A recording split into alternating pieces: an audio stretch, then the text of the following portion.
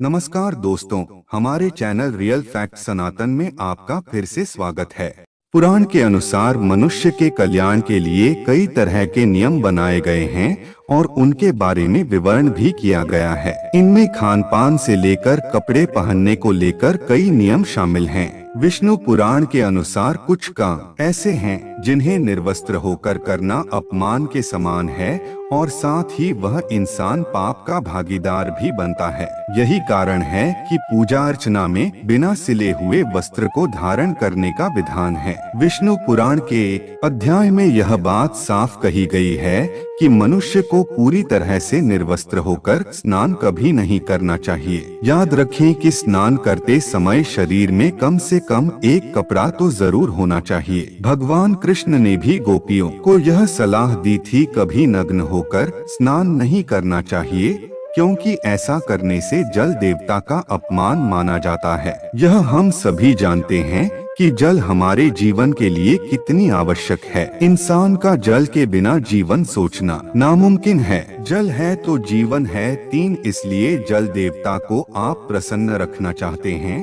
तो गलती से भी निर्वस्त्र होकर ना नहाएं। वहीं विष्णु पुराण के अनुसार निर्वस्त्र होकर कभी सोना भी नहीं चाहिए, क्योंकि ऐसा करने से चंद्र देवता नाराज हो जाते हैं। साथ ही पितृगण रात के समय अपने परिजनों को देखने के लिए आते हैं और ऐसे में किसी को निर्वस्त्र देखकर उनकी आत्मा बहुत दुखी हो जाती है और वह बिना आशीर्वाद दिए ही वापस लौट जाते हैं। ध्यान रहे कि रात में नग्न होकर सोने से आप पर नकारात्मक शक्तियां हावी हो सकती हैं और आपकी जिंदगी हैरानी और परेशानी में व्यतीत होगी। याद से मनुष्य को आचमन के दौरान नग्न अवस्था में कभी नहीं रहना चाहिए। ऐसा करना विधि के खिलाफ होता है। बता दें कि आचमन के दौरान आंतरिक शुद्धि होती है और इसी तरह शुद्ध मन से की गई पूजा ही शुभ मानी जाती है। गलती से कोई गलत कार्य हो भी जाए तो आचमन द्वारा शुद्धि जरूर कर लेनी चाहिए। बहुत से लोग ऐसे हैं जो रोजाना निर्वस्त्र होकर ही देवी देवता की पूजा और आराधना करते हैं,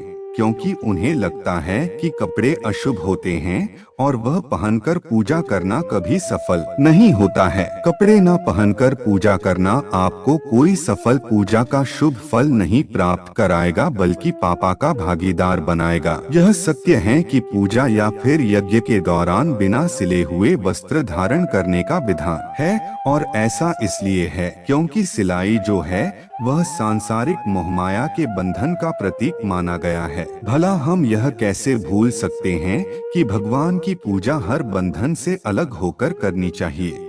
प्रियो मित्रों, आशा करता हूँ कि आपको हमारी यह वीडियो पसंद आई होगी। अगर पसंद आई है तो वीडियो को ज्यादा से ज्यादा लाइक करने के साथ साथ अपने मित्र और परिवारों के साथ शेयर जरूर करें और ऐसी ही आध्यात्मिक जानकारी के लिए रियल फैक्ट सनातन परिवार का हिस्सा बने। हमसे जुड़े रहने के लिए सब्सक्राइब करें हमारा यूट्यूब चैनल रियल फैक्ट सनातन। धन्यवाद।